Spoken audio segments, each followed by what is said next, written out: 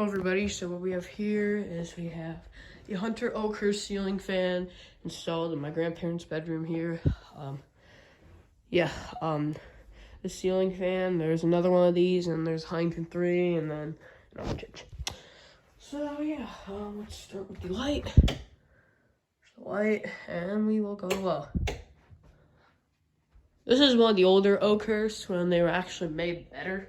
There's pull chains on the sides. The newer ones just have the metal.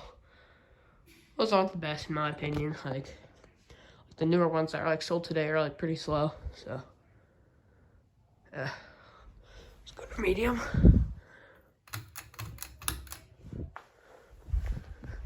Here's medium.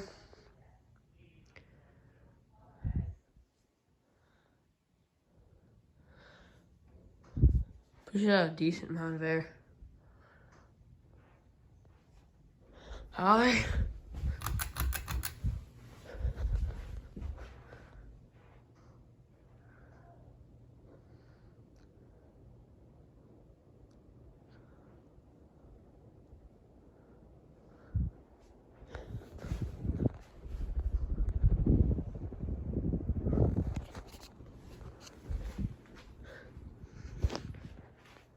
Light.